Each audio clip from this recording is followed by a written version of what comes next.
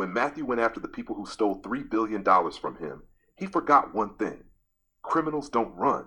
They hit back harder. Scranton, Pennsylvania. 3:17 in the morning.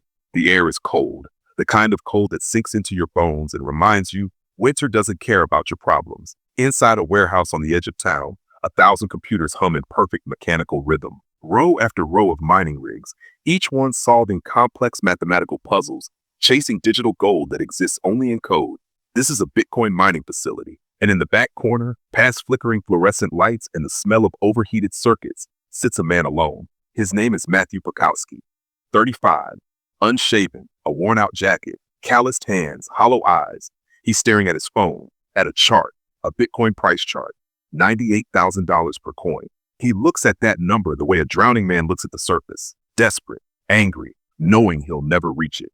3 years ago, Matthew was worth $3.84 billion. Tonight, he has $63 in his bank account. This isn't a story about cryptocurrency or technology.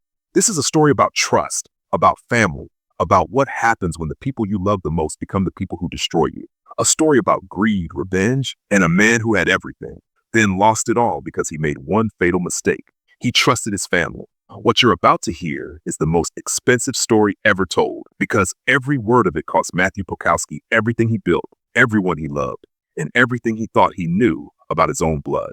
But before we explain how Matthew lost billions, we need to go back to where it all started, back to a cramped apartment in Pittsburgh, back to when Matthew Pokowski was nobody. Before we continue, drop a comment and tell us where you're watching from, and answer this. Have you ever trusted someone with everything, only for them to betray you? Hit like, subscribe, turn on notifications. This story is just beginning. October 29, 2009, Polish Hill, Pittsburgh, Pennsylvania.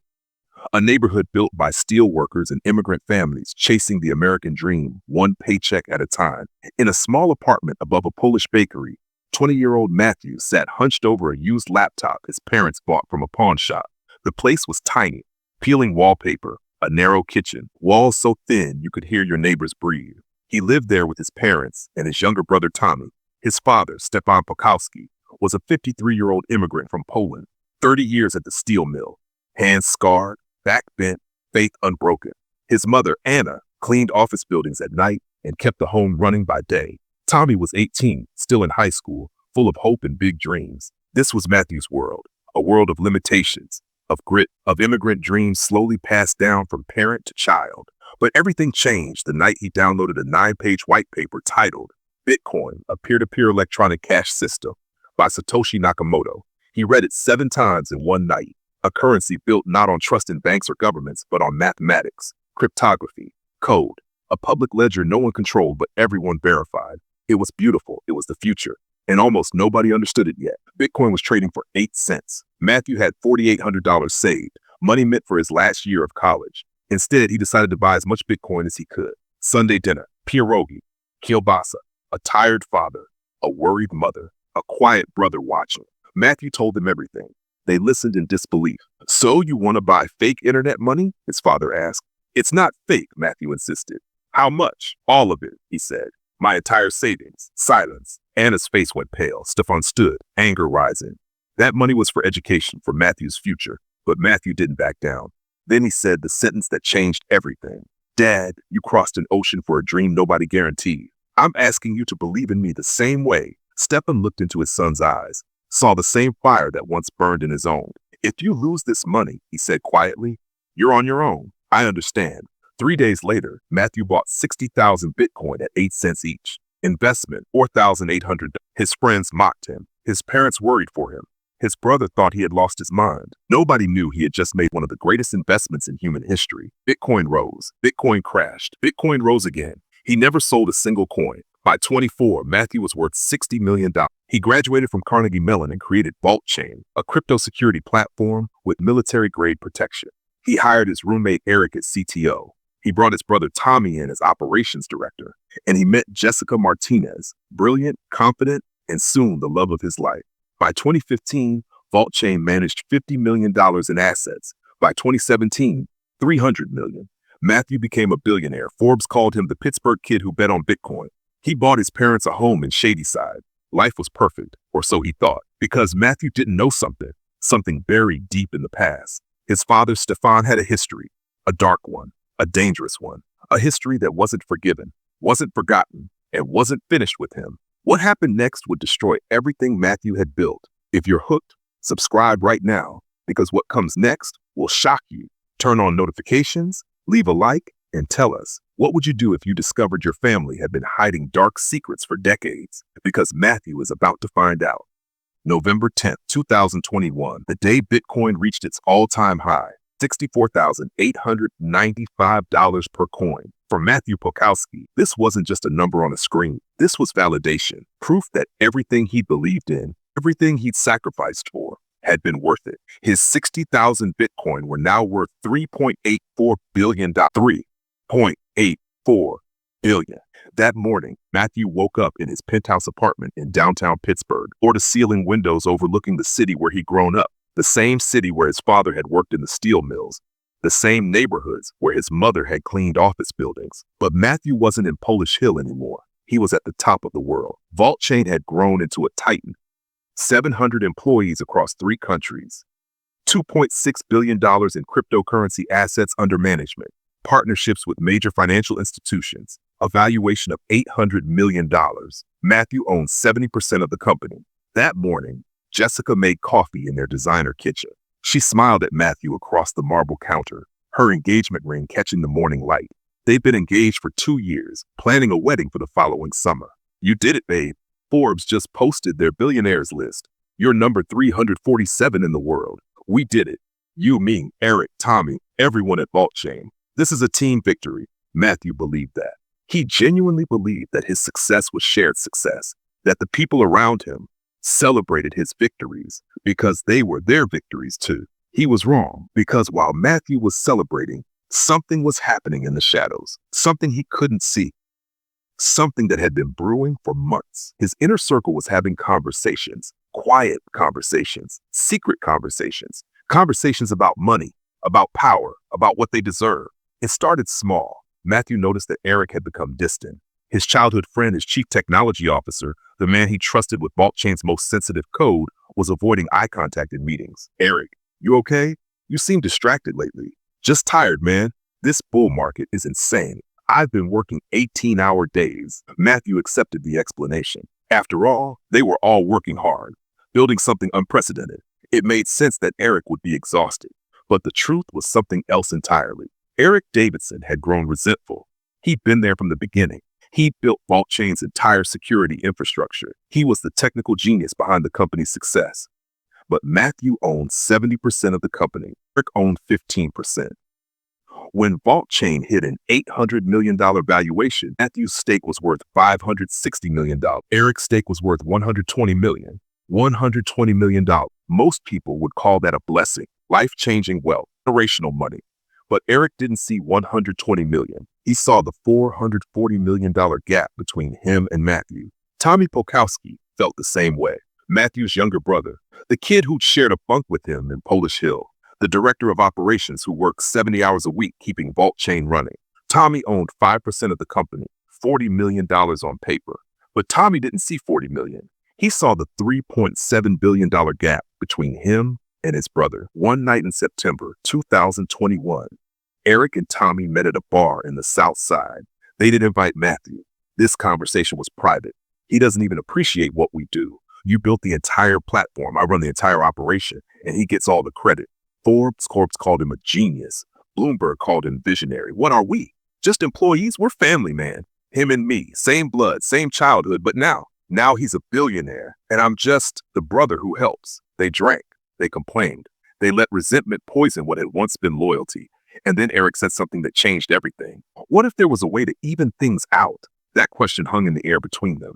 Dangerous, tempting, unspoken until that moment, but suddenly real. What are you talking about? Matthew trusts us completely. He gave me admin access to every wallet, every key, every backup. He trusts you to handle operations, including family office finances. You're talking about stealing from him. I'm talking about taking what we've earned. Tommy should have walked away, should have told his brother, should have shut down the conversation immediately. But he didn't, because Tommy Pokowski was tired of being the younger brother, tired of living in Matthew's shadow, tired of watching his brother get richer while he stayed relatively poor. $40 million wasn't enough anymore. Not when his brother had billions. Eric and Tommy met 3 more times over the next month. Each conversation went deeper. Each meeting made the unthinkable more thinkable. But they had a problem. They couldn't just steal Matthew's Bitcoin. Every transaction was traceable on the blockchain. Every movement would be visible.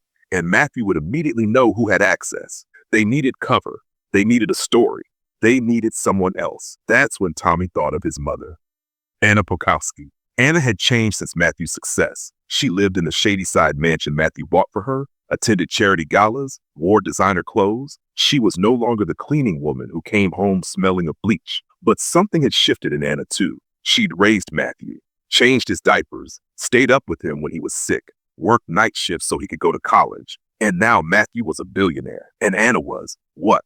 A dependent? Someone who lived off her son's generosity? Tommy approached his mother carefully. Mom, can I ask you something? Do you ever feel like Matthew forgets where he came from? Your brother is generous. He bought us this house. He takes care of us. He gives us money. But does he respect us? Does he see us as equals? Or does he see us as people he rescued? The seed was planted.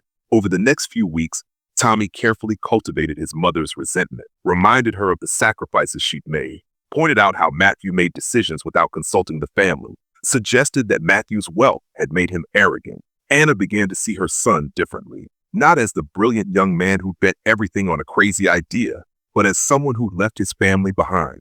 And then there was Jessica, Matthew's fiancé, the woman he loved, the woman he planned to marry. Jessica Martinez had been with Matthew since 2014 when he was just starting VaultChain. She'd supported him through every struggle, every setback, every victory, or so Matthew thought. Eric invited Jessica to lunch one afternoon in October. Matthew was traveling to New York for meetings. It was just the two of them. How are wedding plans going? Good. Great. Matthew wants something big. 500 guests. Orchestra. The works. Must be nice. Planning a wedding when money's no object. We've earned it. Both of us. Have you? Matthew owns the Bitcoin. Matthew owns the company. What do you own? Jessica went quiet. It was a question she'd asked herself privately. A question that kept her up at night. She'd been with Matthew for 7 years, but they weren't married yet. Under Pennsylvania law, she had no legal claim to his assets. If Matthew changed his mind tomorrow, she'd walk away with nothing. 7 years of her life, supporting his dream, building his empire, and legally, she owned none of it. I'm just saying, you should protect yourself. Make sure you're taken care of. What are you suggesting? I'm suggesting that people who build empires together should share those empires equally. And if Matthew won't do that voluntarily, maybe there are other ways to make things fair. Jessica should have told Matthew about that conversation, should have warned him that his closest friend was planting poison in his circle, but she didn't. Because a part of her agreed with Eric. A part of her was tired of being Matthew's fiancé instead of her own person. A part of her wanted what she believed she'd earned. By late October 2021, the conspiracy had 4 members. Eric Davidson, technical genius with access to all of VaultChain's systems. Tommy Pokowski, director of operations with access to family finances. Anna Pokowski, Matthew's own mother who controlled the family office accounts. And Jessica Martinez, the fiancé who knew every detail of Matthew's personal life. They met in secret, never at the same place twice, never when Matthew was in town. And they crafted a plan, but they still needed one critical element. They needed a reason, a story, something that would explain why billions of dollars in Bitcoin needed to be moved quickly, something urgent, something terrifying, something Matthew would believe without question. That's when Eric remembered something Tommy had mentioned months earlier, a story about Stefan Pokowski's past, about his early days in America, about Chicago. Stefan Pokowski had come to America in 1979. He'd arrived in Chicago first before moving to Pittsburgh. He'd worked odd jobs, struggled to learn English, sent money back to family in Poland. But there was a period from 1984 to 1986 where Stefan's history went dark. He never talked about those years, never explained where he worked, never mentioned the people he knew. Tommy had asked him about it once, years ago. Dad, what did you do in Chicago? Nothing that concerns you. That life is dead. Never ask about it again. Tommy had let it go, but he'd never forgotten the edge in his father's voice, the fear that flickered across his face. Stefan Pokowski had secrets, and those secrets were about to become the perfect weapon. Eric presented the idea to the group. We create a threat, someone from Stefan's past, someone claiming he owes money, cartel money, dangerous money. Matthew will want proof. He'll investigate, so we give him proof. I can create phone records, digital trails, make it look real. And Stefan won't deny it because he actually does have secrets from that time. But how do we get Matthew to actually transfer the Bitcoin? I'll tell him it's to protect the family, that if he doesn't pay, they'll come after all of us, that it's temporary. Anna Pokowski said those words calmly, matter-of-factly, as if she were discussing grocery shopping instead of plotting to steal billions from her own son. The woman who had raised Matthew, who had sacrificed for him, who had prayed for his success, that woman was gone. They set the date, Thanksgiving weekend, 2022, a time when families come together, when people let their guard down, when trust is at its highest. They would take everything from Matthew Pokowski on the weekend meant to celebrate gratitude. November 24th, 2022, Thanksgiving Day. Matthew spent the afternoon at his parents' mansion in Shadyside.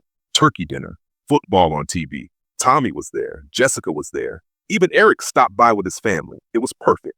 Everyone Matthew loved gathered in one place, smiling and laughing and celebrating his success. He had no idea they were predators circling their prey. Matthew and Jessica left around 9 p.m., drove back to their penthouse, made love, fell asleep in each other's arms. At 2:17 a.m., Matthew's phone rang.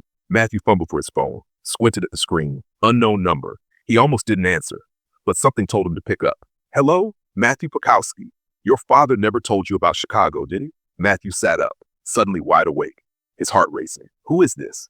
Someone your father borrowed money from a long time ago, 1885, $300,000, from people who don't forget debts. My father worked in a steel mill. He never borrowed money from anyone. Your father worked for the Chicago outfit, Matthew. He laundered money through Polish community organizations, church donations, small businesses. Very clever, until he tried to walk away. Matthew's blood went cold. He looked at Jessica, who was awake now, watching him with concern. What do you want? 300,000, 37 years ago. With interest, that debt is now $180 million. Your father will pay, or his family will pay. And Matthew, you have a very large family now. Matthew sat in darkness, phone still pressed to his ear. Jessica put her hand on his shoulder. Baby, what's wrong? Who was that? Someone who says my father owes money to the Chicago mob. Matthew didn't know that Jessica had already heard this story, that she'd helped craft every word of that phone call. The concern on her face was perfect, practiced, completely fake. Matthew called his father immediately. Stefan answered on the fifth ring, voice heavy with sleep. Dad, I just got a call. Someone talking about Chicago, about money you borrowed. The silence on the other end was deafening. Matthew, oh God. Matthew, I'm so sorry. And just like that, the trap was sprung. Stefan Pokowski did have secrets from Chicago. Real secrets. Dark secrets. Secrets he'd buried for decades. He didn't know about the conspiracy. Didn't know his wife and younger son had orchestrated this call. All Stefan knew was that his past had finally caught up with him. He didn't know his son was in danger because of it. Matthew, come to the house. Right now. We need to talk. The whole family. This is bad, son. This is very bad. Matthew got dressed, drove to Shadyside in the middle of the night, his hands shaking on the steering wheel, his mind racing through possibilities. When he arrived at his parents' mansion, everyone was already there. Stefan, Anna, Tommy, even Eric, who somehow knew to show up without being called. They sat around the dining room table, the same table where they'd eaten Thanksgiving dinner just hours earlier. They told Matthew a story about debts, about the Chicago outfit, about money that needed to be paid immediately. A story that was carefully constructed with just enough truth to be believable. A story designed to separate Matthew from $3.2 billion. Matthew looked at the faces around that table. His father crying, his mother terrified, his brother serious, his best friend supportive, his fiancé holding his hand, everyone he loved most in the world, telling him they were all in danger, telling him that only he could save them. And Matthew believed every word. Don't forget to turn on notifications, because what happens next will leave you speechless. Hit that like button if you're as shocked as we were when we learned this story. And comment below. Have you ever been lied to by someone you trusted completely? Because Matthew Pokowski is about to learn that trust is the most expensive currency in the world. 3:47 in the morning. The Pokowski family mansion in Shadyside. Every light in the house burning. Coffee brewing in the kitchen, untouched. Around the dining room table sat 6 people. Stefan Pokowski, his face buried in his hands. Anna Pokowski, perfectly composed despite the hour. Tommy Pokowski, leaning forward engaged. Eric Davidson taking notes on his laptop. Jessica Martinez holding Matthew's hand. And Matthew Pokowski, $3.84 billion. The man who thought he'd escape poverty forever about to lose everything. Stefan spoke first. His voice was broken, ashamed, but what he said was real. The guilt was real. The fear was real. Because Stefan Pokowski really had worked for the Chicago outfit in 1985. When I came to America, Matthew, I had nothing. No money, no connections, no English. I lived in a basement in Chicago with 6 other men. We shared one bathroom. We ate once a day. A man approached me at the Polish church, said he could get me real work, good money. I didn't ask questions. I was desperate. They paid me well. $3,000 a month. It was more money than I'd ever seen. I saved everything. And then in 1986, I met your mother. I wanted to start clean, start a family. So I took the money I'd saved and I ran, came to Pittsburgh, changed everything about my life. You stole from the mob? I thought they'd forget. I thought after 40 years, I was safe. This part of the story was true. Stefan really had run, really had stolen money, really had been hiding for decades. What Stefan didn't know was that the phone call Matthew received wasn't from the Chicago outfit. It was from Eric Davidson, using a voice modulator and a burner phone. The threat wasn't real, but Stefan's guilt was, and that guilt made him the perfect pawn in his own family scheme. Anna spoke next, and this is where the real deception began. Stefan, tell Matthew what they said they'll do if we don't pay. What? I haven't spoken to them. Only Matthew. They called me too, this afternoon, before dinner. They said if we don't pay the debt with interest, they'll target the family, all of us. They know about VaultChain. They know about Matthew's Bitcoin. They said we have 72 hours. This was a lie, a complete fabrication. Nobody had called Anna, but Stefan believed it. Because his wife was crying, because his past was real, because guilt makes you believe in consequences. How much? How much do they want? $180 million. 300,000 in 1985, compounded at 12% annually.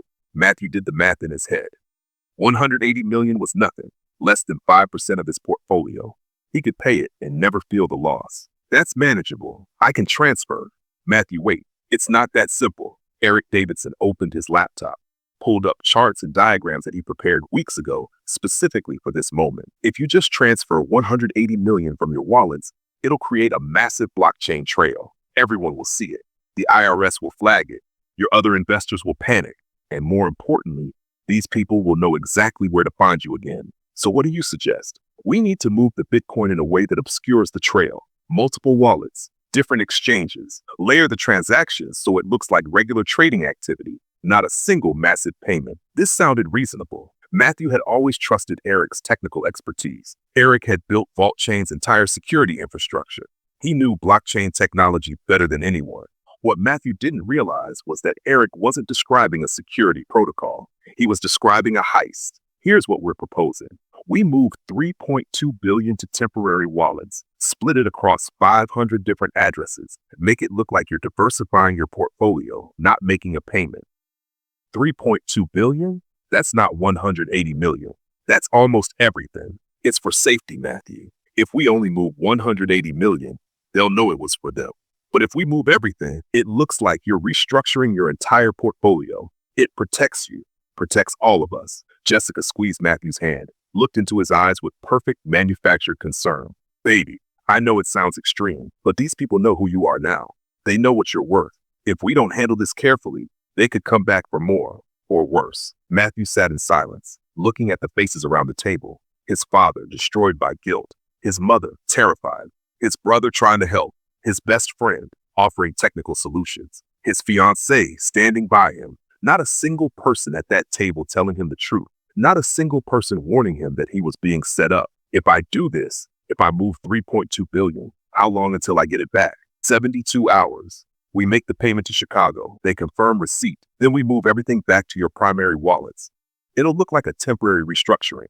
Nobody will know what really happened, and we'll all be safe. The whole family. Matthew made his decision, not because he was stupid, not because he didn't understand cryptocurrency, but because he was surrounded by the people he trusted most in the world, all telling him the same story. And in that moment, family meant more to Matthew than money. Okay, tell me what you need. They worked through the night. Eric set up his laptop on the dining room table, pulled up VaultChain's administrative interface. The screen showed Matthew's wallet addresses, billions of dollars represented by lines of code. I need your master password.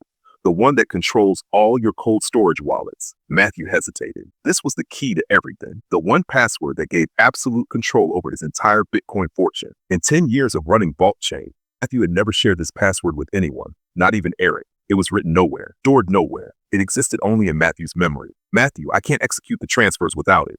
You can watch everything I do. You'll see every transaction in real time. Alpha, Tango, 7, November, Charlie, 3, 5, Bravo, 9. Eric typed the password. The screen changed. Suddenly, Eric Davidson had complete control over $3.84 billion in Bitcoin, and Matthew had just handed it to him. For the next 6 hours, they sat around that table, watching Eric work, watching billions of dollars split across hundreds of new wallet addresses. Eric narrated every step, explained every transaction, made it all seem necessary, professional, safe, splitting the first 500 million across 50 wallets there. Now moving 200 million to exchange wallets. Done. This is going to take a while, but I promise you, every Satoshi is accounted for. Anna brought coffee. Tommy monitored security cameras. Jessica held Matthew's hand. Stefan sat in the corner, crying quietly. It was a family affair, a family destroying one of their own. By 11:36 a.m., it was done. $3.2 billion in Bitcoin had been moved from Matthew's secure cold storage wallets to 547 different addresses that Eric had created. Eric showed Matthew the list, every address, every amount, every transaction ID on the blockchain. All done. Everything's secure. Now we just wait for Chicago to confirm they've received the payment, and then we move everything back. How long? They said 72 hours. By Monday morning, this'll all be over. Matthew nodded, stood up from the table. He'd been awake for 32 hours. His eyes burned, his head pounded. But his family was safe, or so he believed. What Matthew didn't know was that those 547 wallet addresses weren't temporary holding accounts. They were exits. Every single address was controlled by Eric, Tommy, Anna, and Jessica. They'd spent 2 months setting up the infrastructure, creating shell companies, opening accounts in offshore exchanges, building a network designed to make $3.2 billion disappear. And Matthew had just activated it. Friday afternoon, Matthew went home, fell asleep with Jessica beside her, slept for 14 hours straight. When he woke up on Saturday morning, Jessica was gone. A note on the pillow. Went to help your mom with some family office paperwork. Love you. Back tonight. Matthew checked his phone. A text from Eric. Everything's on schedule. Chicago confirmed receipt. We'll start moving funds back to your wallets tomorrow morning. Matthew relaxed. Ate breakfast. Watched a movie. Tried to forget about the insanity of the previous night. He had no idea that while he slept, 547 Bitcoin wallets were being systematically drained. Eric Davidson was in his apartment in Shadyside, 3 miles away. On his screen, automated scripts were running, moving Bitcoin from the original wallets to secondary wallets, then to exchanges, then to privacy coins like Monero, then back to Bitcoin through different addresses, money laundering, digital money laundering, covering tracks, creating chaos in the blockchain that would take forensic investigators months to untangle. Tommy Pokowski was at the family office with his mother. They were transferring VaultChain operational funds to new accounts, cleaning out business reserves, taking everything that wasn't nailed down. How much from the business accounts? All of it. $173 million. Matthew won't notice until Monday when the accounting team comes back from Thanksgiving. And Jessica Martinez was at their penthouse, Matthew's penthouse, packing her bags, taking jewelry, taking art, taking everything of value that wasn't directly traceable. But more importantly, she was copying files from Matthew's home computer, personal emails, business documents, private photographs, intimate videos, insurance, leverage, weapons for the war that was coming.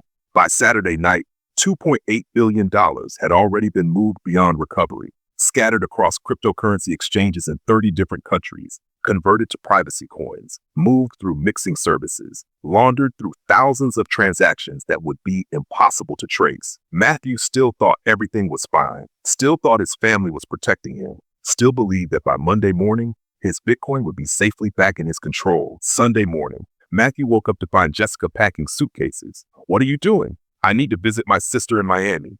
Family emergency. I'll be back in a few days. Is everything okay? Do you need me to come with you? No. I need to handle this alone. She kissed him goodbye.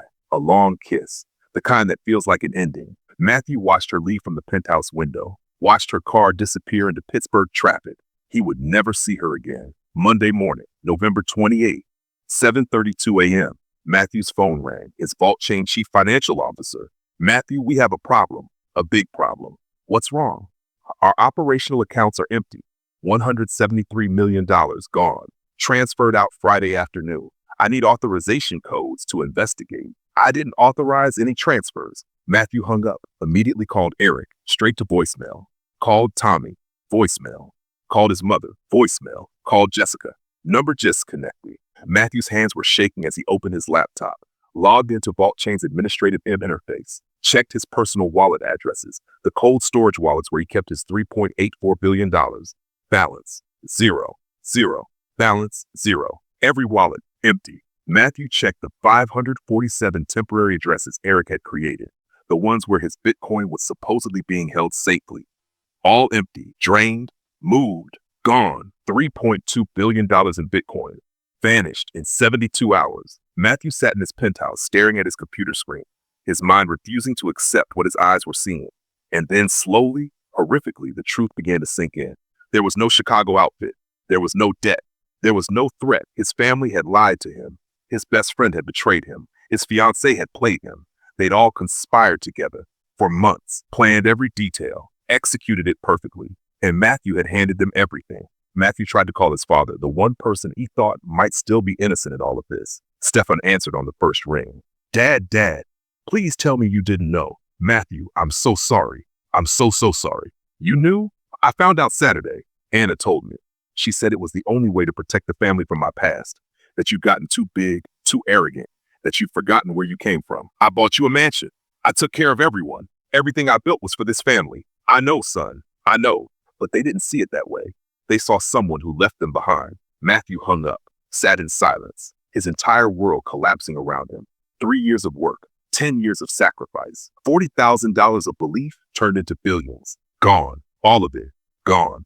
Taken by the people who were supposed to love him most. If these stories are shocking you as much as they shocked us, share this video right now. Hit that subscribe button, turn on notifications, because what Matthew does next will change him forever, and not in the way you think. Matthew Pokowski had been destroyed by the people he loved. Now, he was about to become something much worse than the people who betrayed him. The first 48 hours after the realization were a blur. Matthew Pokowski didn't eat, didn't sleep, didn't leave his penthouse. He sat at his computer, tracing blockchain transactions, following the digital breadcrumbs of his stolen fortune, watching as $3.2 billion scattered across the cryptocurrency ecosystem like particles in a supernova. 100 million moved to an exchange in Singapore, 400 million converted to Monero in Switzerland, 200 million split across 17 wallets in the Cayman Islands. It was beautiful in a horrifying way.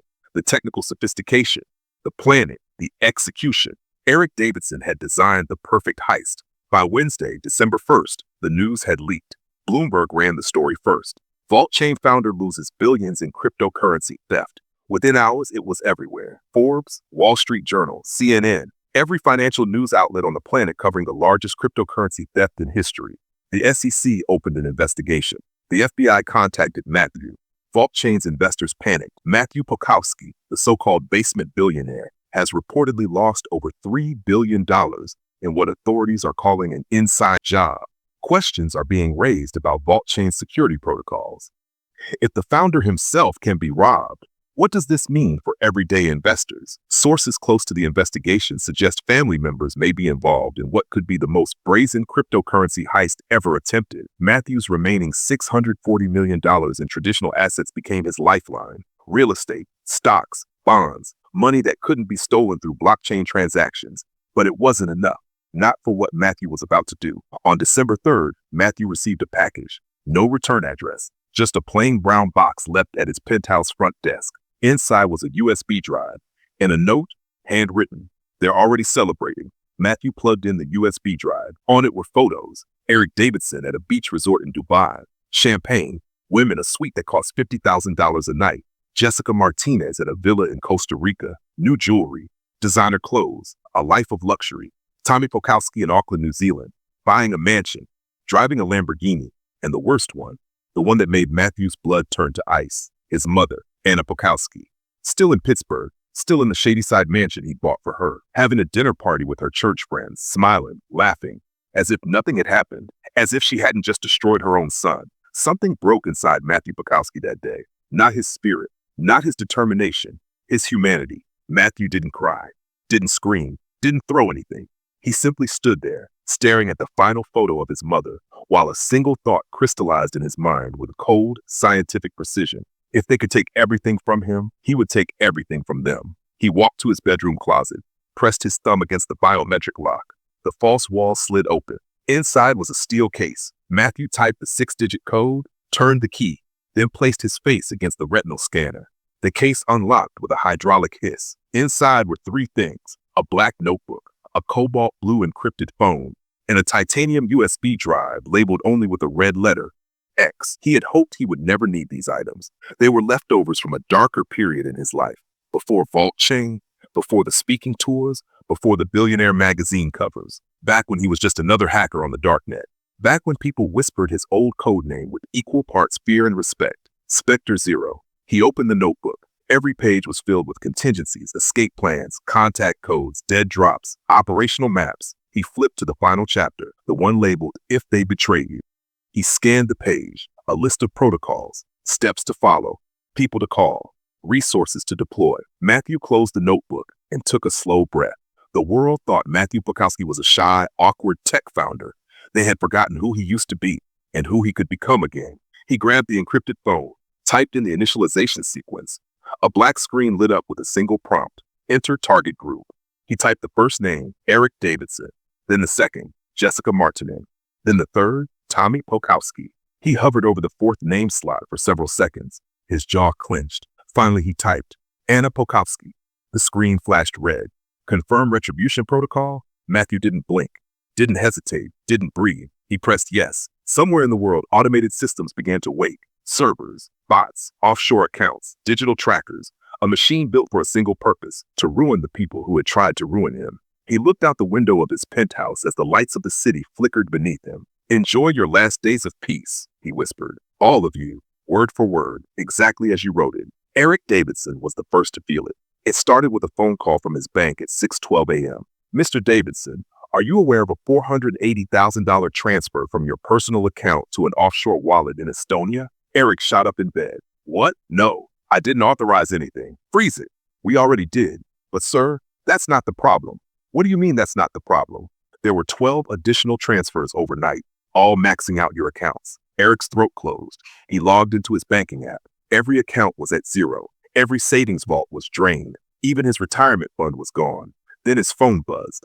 Another notification, and another, and another. His credit cards had been used in Dubai, Singapore, Prague, places he'd never been. His email was locked. His cloud storage wiped. His tax records flagged for fraud. Eric felt his stomach drop into a black hole. Jesus Christ, what is happening?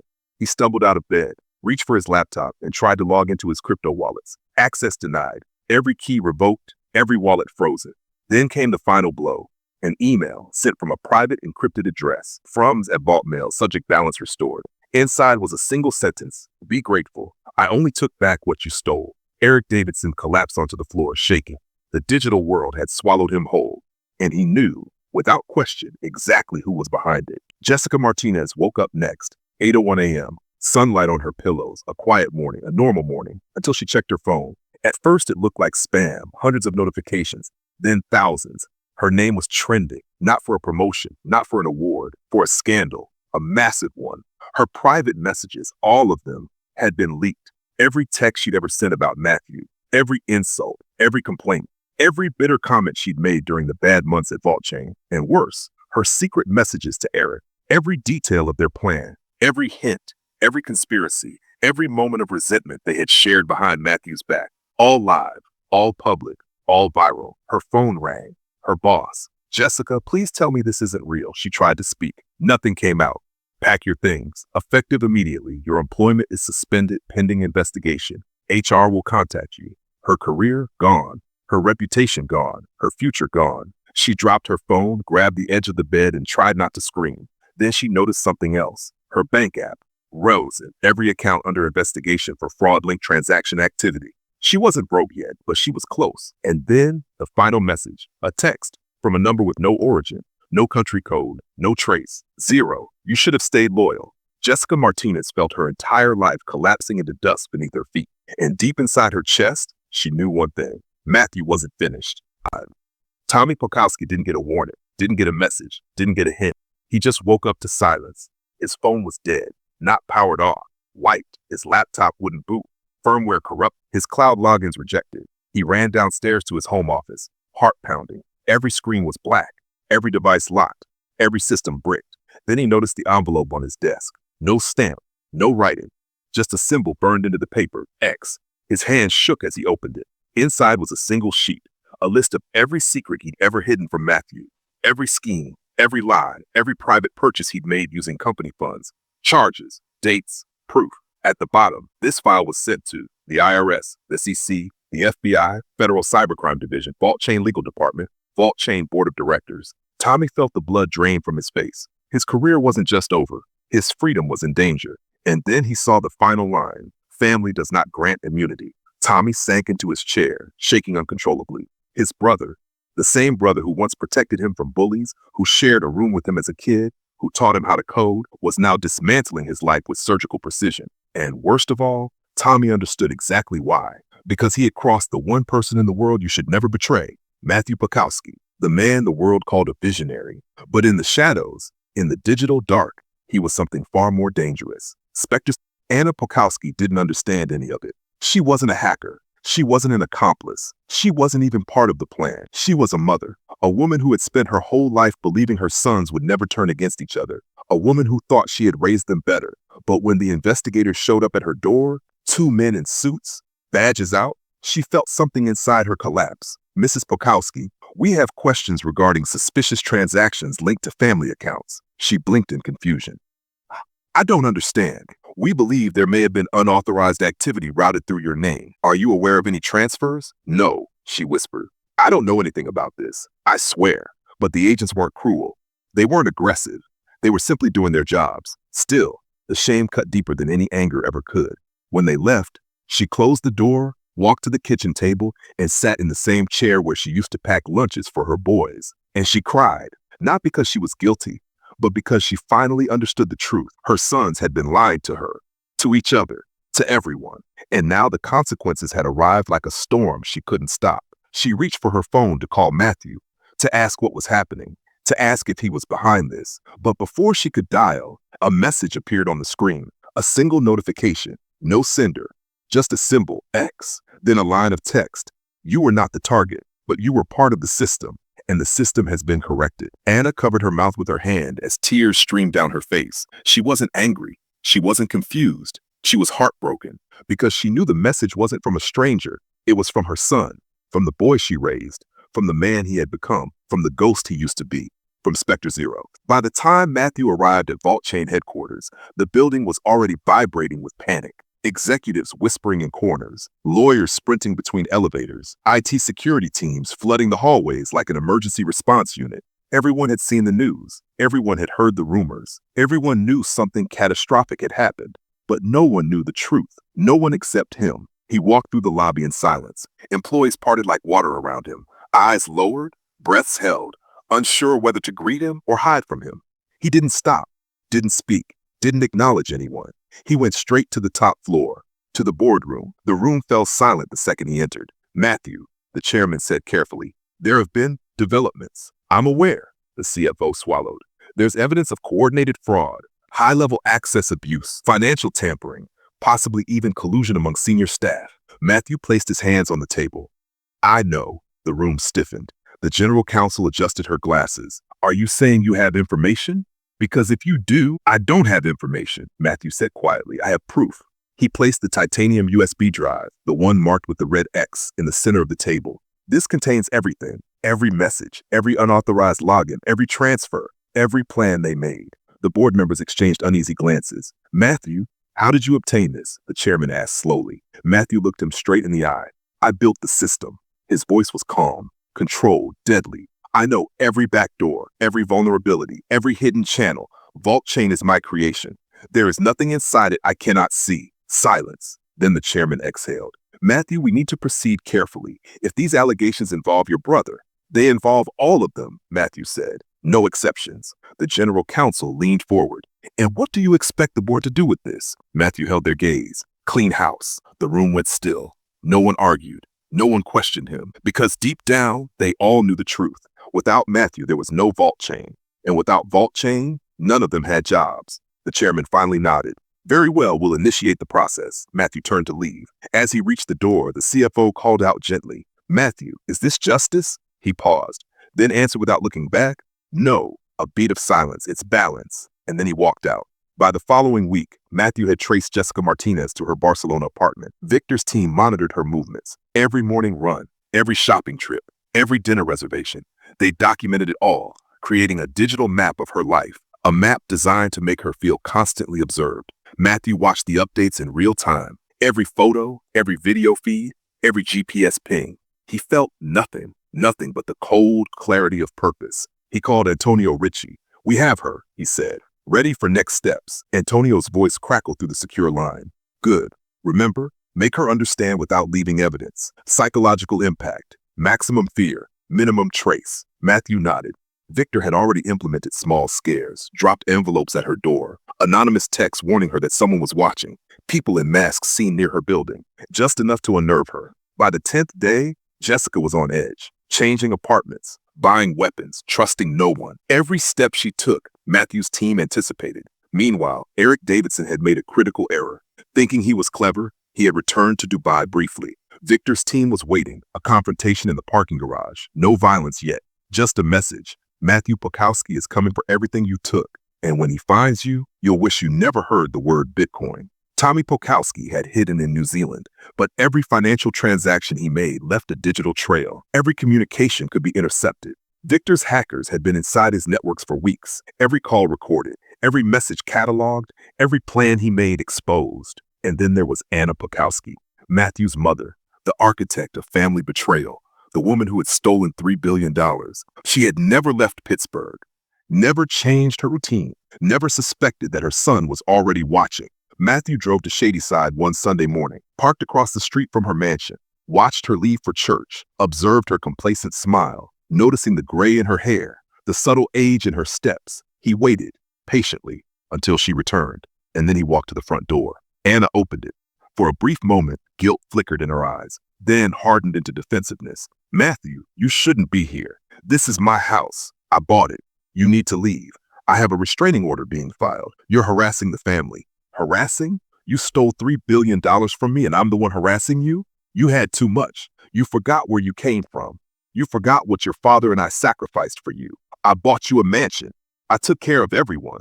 Every dollar I made, I shared with this family. You gave us scraps, allowances, like we were charity cases. You made us feel small while you became a billionaire." Matthew stared at his mother, saw the resentment, the bitterness, the twisted logic that had convinced her that theft was justice. "I'm going to destroy all of you. Eric, Jessica, Tommy. I'm going to take back every dollar, and I'm going to make sure the world knows what you did." "With what money, Matthew? You have nothing. You're nothing now. Just another failure who got lucky once and lost it all." Matthew turned and walked away, not because he was defeated, because he had made a decision. He wasn't just going to steal his money back. He was going to destroy his family completely, ruin them financially, destroy them legally, break them psychologically, make them wish they'd never heard the name Bitcoin. April 2023. Matthew Pokowski had spent $150 million on his revenge operation. He had tracked down 3 of his 4 targets, built a criminal network, become exactly what his father had been, what his father had warned him never to become, and he was just getting started. But revenge is a fire that burns everything, including the person who lights it. And Matthew was about to learn that the cost of vengeance is always higher than you think. What's your biggest takeaway from Matthew's descent? Drop it in the comments. Share this video with someone who needs to hear this story. Subscribe and turn on notifications, because what happens next will show you that sometimes winning the war means losing yourself. May 2023. Matthew Pokowski had spent 5 months hunting his betrayers. $150 million invested in revenge, a criminal network spanning 6 countries, every resource focused on a single goal, destruction. But Matthew had made a fatal miscalculation. He'd assumed his targets would run, hide, panic. He'd forgotten that they were criminals too, and criminals fight back. Eric Davidson struck first. On May 7th, a package arrived at the FBI field office in Pittsburgh.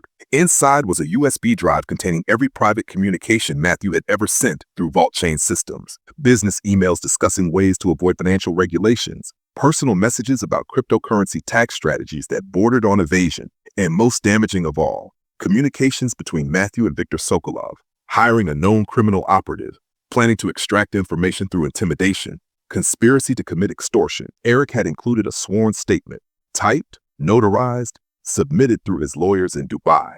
In it, Eric claimed that Matthew had discovered the Bitcoin theft, but instead of reporting it to authorities, had launched a criminal vendetta. That Matthew was now working with organized crime figures. That Victor's operatives had threatened Eric's life in Dubai. It was brilliant. It took Matthew from victim to criminal with a single submission. Matthew's lawyer called on May 9th. Matthew, we need to talk. The FBI wants to interview you. They have evidence you've been working with known criminals, threatening witnesses, obstructing their investigation. I'm the victim here. They stole $3 billion from me. I understand that.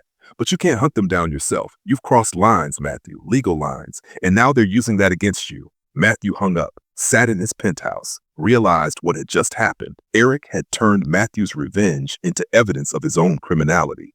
One move, one submission to the FBI, and suddenly, Matthew wasn't the wronged billionaire. He was a suspect, but Eric's counterattack was just the beginning. Jessica Martinez had been watching from Barcelona, tracking the investigation, monitoring Matthew's movements through the same surveillance network he'd used to find her.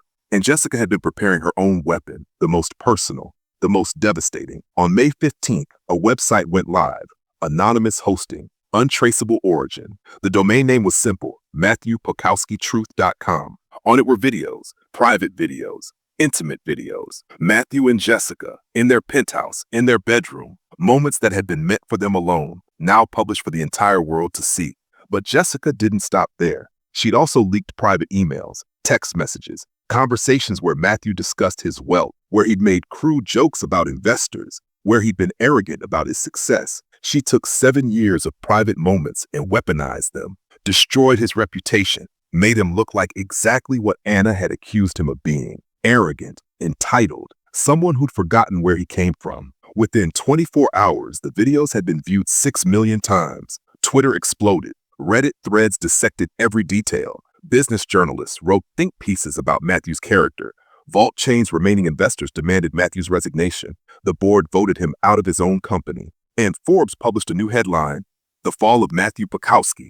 From billionaire to pariah, Matthew sat alone in his penthouse, reading comments, watching his life become a spectacle. People who'd never met him, passing judgment, calling him names, laughing at his humiliation. The revenge he'd sought against Jessica had backfired completely. She turned his private life into a weapon, and there was nothing he could do to stop it. But the worst was still to come, because Tommy Pokowski hadn't made his move yet, and when he did, it would destroy what little Matthew had left. June 2nd, 2023. Tommy Pokowski flew from New Zealand to Pittsburgh, not to hide, not to run, to testify. The FBI had been building a case against Matthew for weeks. Conspiracy, wire fraud, working with organized crime, but they needed someone from the inside, someone who could provide direct testimony. Tommy offered himself in exchange for immunity. The deposition took place in a federal building in downtown Pittsburgh. Matthew's lawyers weren't allowed to attend. It was a sealed proceeding. Just Tommy, FBI agents, and federal prosecutors. Tommy told them everything. How Matthew had hired Victor Sokolov. How Matthew had made contact with Chicago organized crime families. How Matthew had threatened Eric Davidson through intermediaries. How Matthew had stalked Jessica Martinez across international borders. And then Tommy added something else, something he'd been saving. My brother came to my mother's house in April. He threatened her, said he was going to destroy the entire family, make us pay for what we'd done.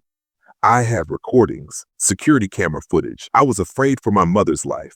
It was a lie, a complete fabrication. Matthew had confronted Anna, had argued with her, but he'd never threatened violence. But Tommy had edited the security footage, cut out context, made it look like Matthew was unhinged, dangerous, and the prosecutors believed him. On June 7th, federal agents arrived at Matthew's penthouse with a warrant, arrested him on charges of conspiracy to commit extortion, wire fraud, and threatening a federal witness. Bail was set at $50 million. Matthew posted it immediately, but the damage was done. His face on the news, in handcuffs, being walked out of his building by federal agents. The final humiliation. Matthew's legal team told him the truth that night. Matthew, if this goes to trial, you could face 20 years. Tommy's testimony is damaging. Eric's evidence is compelling. And the jury will see those videos Jessica released. They'll think you're exactly what the prosecution says you are. A vengeful billionaire who thought he was above the law. So what do? You take a plea. 2 years minimum security, financial restitution, permanent ban from working in cryptocurrency. It's the best deal you're going to get. And if I refuse, then you gamble with 20 years of your life. Matthew refused, not because he thought he'd win, but because accepting a plea meant admitting defeat. meant admitting his family had destroyed him completely, and Matthew Pokowski still had too much pride left to surrender. The trial lasted 3 months. Matthew's legal fees consumed another $200 million. The jury deliberated for 6 hours. Guilty on 2 counts, not guilty on 3 others. Sentencing: 4 years in federal prison, $500 million in restitution payments, permanent ban from operating any financial services company. But Matthew never went to prison because while he was fighting the case, his remaining assets were being seized. The penthouse sold to cover legal fees, his stock portfolio liquidated for restitution, his real estate holdings auctioned to pay creditors. By the time sentencing came, Matthew Pokowski had $100,000 left. $100,000 from $3.84 billion. Matthew's lawyer negotiated a new deal: house arrest instead of prison, in exchange for surrendering all remaining assets except $50,000. Matthew agreed. He had nothing left to fight with. And what happened to the people who betrayed him? Eric Davidson lives in Dubai, $200 million richer, never charged with any crime, protected by the UAE's banking secrecy laws. Jessica Martinez lives in Barcelona under a new identity, $150 million wealthier, living the life she always wanted. Tommy Pokowski remains in New Zealand, runs a successful cryptocurrency consulting firm, worth $80 million, granted full immunity for his testimony against his brother. And Anna Pokowski still lives in Pittsburgh, in the Shadyside mansion, attends church every Sunday, has never been charged with anything, tells her friends that her son went crazy and ruined his own life. They won, all of them. They stole $3.2 billion and faced no consequences, while Matthew, the victim, lost everything. Granton, Pennsylvania, 3:17 in the morning. Matthew Pokowski stands in a Bitcoin mining facility, surrounded by computers that generate the very currency that made and destroyed him. He works the graveyard shift, $14 an hour, lives in a trailer park, drives a car held together with duct tape. He's 35 years old, but 6 weeks ago, something arrived at the facility: a letter addressed to Matthew, no return address. It's been sitting in his locker, unopened, for 42 days. Inside that letter is a phone number and a message: your father's story doesn't have to be your ending. There's someone who remembers what the Pokowski family was before Chicago, before the betrayal, before everything fell apart. Call me when you're ready to rebuild, not with revenge, not with violence, but the right way, the way your father should have taught you. The letter is signed with a single initial, K. Matthew hasn't opened it yet. Every night, he walks past his locker, sees the envelope, thinks about opening it. But revenge consumed 5 years of his life, cost him $500 million, turned him into a criminal, destroyed every relationship he had, and he's terrified that hope might destroy what little is left. Tonight, like every night, Matthew stares at Bitcoin prices on his phone, $98,000 per coin. His original 60,000 Bitcoin would be worth $5.88 billion today, gone forever. But that letter is still in his locker, waiting. This is Matthew Pokowski's story, a man who had everything, lost everything, became the very thing that destroyed his father, and now has a choice: stay in this trailer park, drowning in rage and regret, or open that letter, take that call, and maybe, just maybe, find redemption. The choice is his, but time is running out because the person who sent that letter, they won't wait forever, and second chances don't come around twice. What happens next in Matthew Pokowski's life? That story hasn't been written yet, but when it is, you'll be the first to know.